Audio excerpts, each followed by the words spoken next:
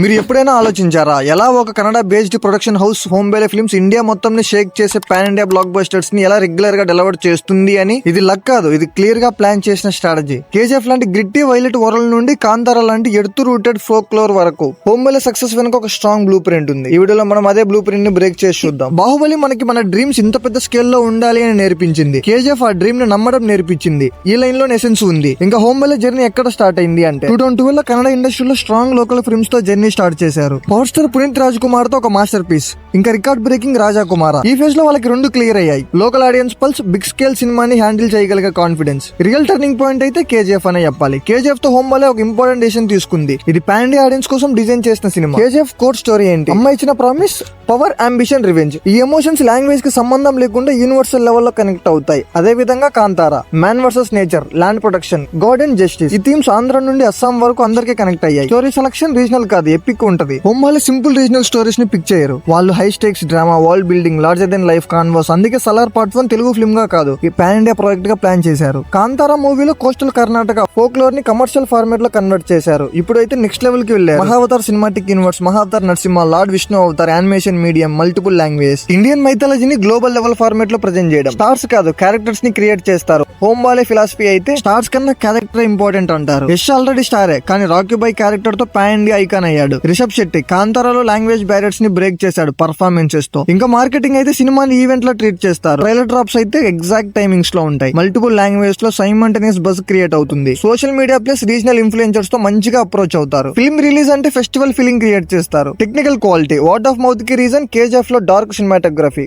Grand sets, heavy sound design. కాంతారాలో forest visuals, ritual climax, music plus sound design emotions ని language కన్నా fast గా connect చేస్తాయి. Hombale announced 3,000 crores for investment. ఇది just movies కోసం కాదు, లాంగ్ టర్మ్ కాంటెంట్ ఫ్యాక్టరీ కోసం. అనదర్ స్మార్ట్ మూవ్ అయితే OTT rights, satellite rights, music rights. Release కి ముందే బడ్జెట్ 80 to 90% రికవర్ చేస్తారు. థియేట్రికల్ రిస్క్ తగ్గుతుంది. డైరెక్టర్ ఫస్ట్ అయిన మైండ్ సెట్ లో ఉంటారు. చేంజ్ అవ్వచ్చు, కానీ డైరెక్టర్ విజన్ అలానే ఉంటది కదా. ప్రశాంత్ నీల్ తో లాంగ్ టర్మ్ డీల్ కి ఓకే చేసుకున్నారు. రిషబ్ శెట్టిని కాంతారా యూనివర్స్ తో మలయాళం ప్రాజెక్ట్స్ కూడా ఎక్స్పాండ్ చేస్తున్నారు. ఫ్యూచర్ అయితే Salaar part 2 if possible, Kantara chapter 2, Kantara chapter 3. Mahavatar universe ని మల్టిపుల్ పార్ట్స్ లో రిలీజ్ చేస్తారు. బాలీవుడ్ ఎక్స్పాన్షన్ అయితే హృతిక్ రోషన్స్ తో టాక్ నడుస్తున్నాయని తెలుస్తుంది. ఫైనల్ గా Hombale film success just box office కే కాదు, చాలా మంది అప్కమింగ్ ప్రొడ్యూసర్స్ కి ఒక ఇన్స్పిరేషన్. ఇది రీజనల్ సినిమాతో పాన్ ఇండియా లెవెల్ ఎలా వెళ్ళాలి అనే బ్లూ ప్రింట్. మీ ఒపీనియన్ ఏంటి? హోంబేలే ఫిల్మ్స్ గ్రేటెస్ట్ స్ట్రెంత్ స్టోరీయా, డైరెక్షనా, బిజినెస్ మోడలా? కామెంట్స్ లో చెప్పండి. If you love our content then definitely do subscribe for Cinema Kaburlu. Next ఏం వీడియో కావాలి అని కామెంట్స్ లో చెప్పండి. ఇంకా నెక్స్ట్ వీడియోలో కలుద్దాం.